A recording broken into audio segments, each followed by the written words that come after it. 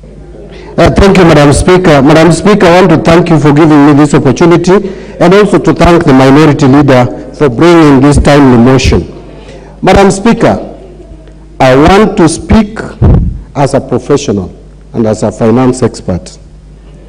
Where we are today did not happen yesterday. It is true, and no one can deny, that the unchecked borrowing starting from 2013 to date has brought us to partly to where we are. That cannot be denied. And I will tell you for a fact, we have spoken every financial year in this house. I have personally contributed in every budget speech condemning unchecked borrowing.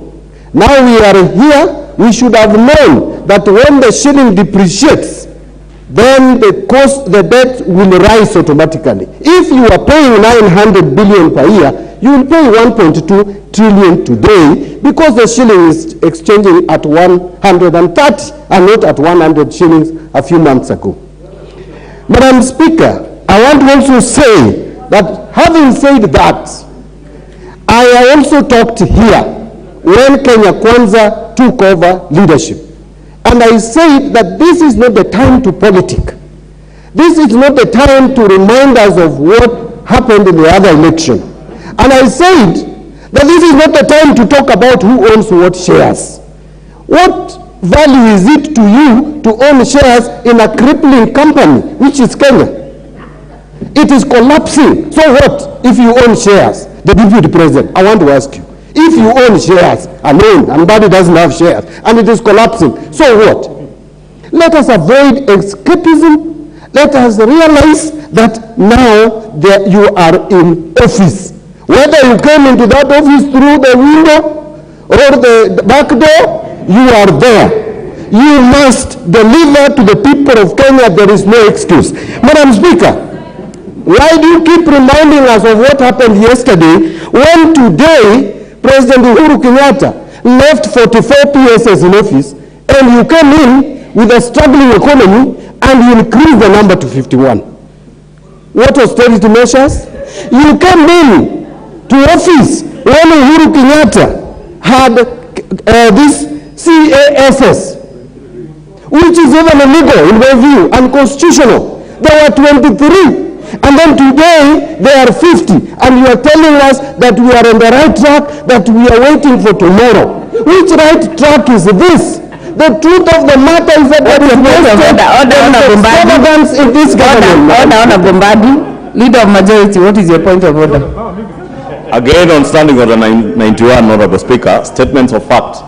The Honorable John Mbadi has just asserted that the CAS position is unconstitutional. And I know he could be alluding to the case that was in court, and he knows the judgment to that law, to that particular case, Honorable Speaker, and the issues that were canvassed in court and settled in court. And therefore, unless the Honorable John Mbadi can adduce evidence that such a position as CAS is unconstitutional, in fact, even those who went to court had an issue with the process and the appointment of the current CASs. As much as he has appointed the numbers, and that I am not arguing with him, but he cannot contend that that position is unconstitutional because even the issue in court then was on the process. And the process in the appointment of these current CSs has been followed. And he also knows that matter is still in court, Honorable Speaker.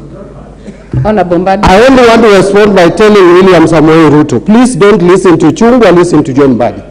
If you want to deliver to this country, listen to me, don't listen to this your majority leader.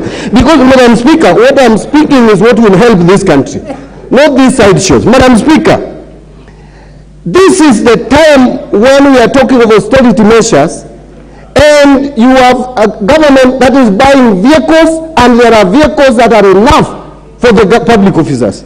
This is a time we are talking about austerity measures, and there is a resumption of construction of dams through loans, which dams are just conduits for corruption. Madam Speaker, if we have to be careful and serious with our economy, let us face each other in the eye and tell each other that all Kenyans have contributed to this. And that is why we elect governments every 5 years, so that if there is mess, another government Your time is up. Chair, Finance Committee.